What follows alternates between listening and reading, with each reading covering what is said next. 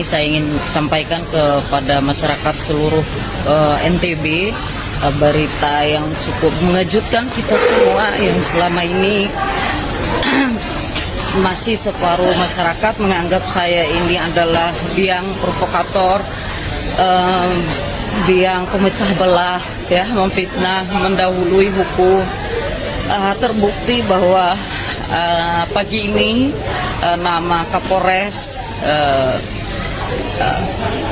disebut dalam sidang kode etik Kasat Narkoba Polres Bima Kota, yaitu AKP Maulangi, menyebutkan setiap bulan menerima setoran wajib dari bisnis narkoba di setiap bandar-bandar. Ini harusnya membuat kita semua nggak tahu harus senang atau kita sedih, karena ini juga kabar buruk bagi kita yang setiap saat berbicara tentang NKRI harga mati, presisi, polisi baik, sedangkan orang-orang yang bicara tentang keadilan dipreteli dengan hukum, ancaman ITE dan lain-lain. Tapi ini menjadi awal bahwa ini akan makin panjang, dan mudah-mudahan semua hal yang, dan ini maksud saya dari kemarin gitu ya, memberikan kode dan sandi bahwa akan ada pimpinan kepolisian di wilayah hukum Polda NTB khususnya yang ada di Pulau Sumbawa, karena saya belum berani speak up karena saya menjaga informan-informan saya, karena ini pasca ini kalau ini dikembangkan lagi akan ada hal yang lebih mengerikan, seperti binatang rasanya. Informan saya disekap dengan karena dia pekerja seks malam gitu ya.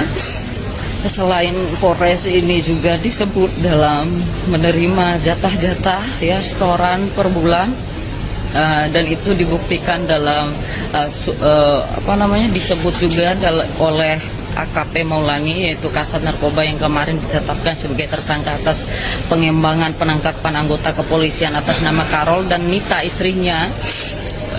Saya juga mendapatkan informasi yang mengerikan gitu ya bagi manusia.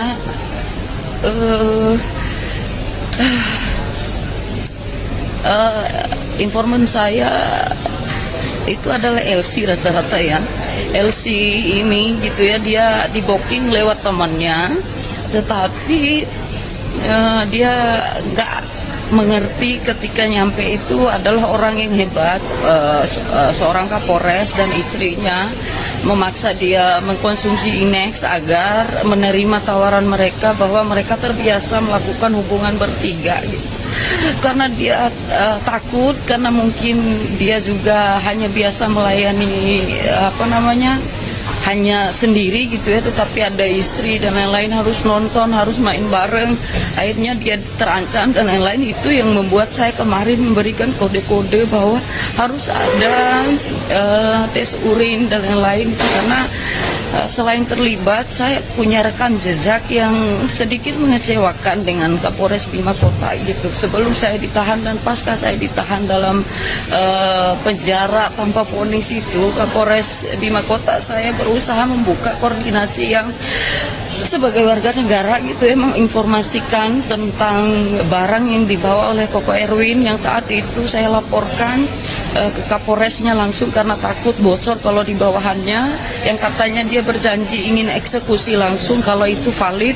Saya sampaikan pada saat itu BB itu sekitar 2 kilo, namun ada bahasa yang mengerikan dan membuat saya akhirnya, waduh, kok begini bahasanya. Dia bilang bahwa sebelum saya bicara jauh tentang Erwin dan BB-nya dan saya kirim anggota saya untuk OTT, dia bilang, kamu sebutkan dulu nama anggota saya di Res Narkoba itu yang melakukan, yang bermain gitu bahasanya, yang bermain, tapi menggunakan nama saya untuk memeras bandar ataupun meminta jatah ke bandar, kan saya yang rugi. Itu bahasa dia, sehingga akhirnya kelanjutan laporan saya untuk segera menangkap Erwin sebelum barang diedarkan 2 kilo. Saat itu akhirnya bocor langsung, akhirnya informan saya datang hubungi, kenapa Koko Erwin tiba-tiba ngomong kayak gini, Mbak, ke saya, kamu laporin saya ke polisi ya,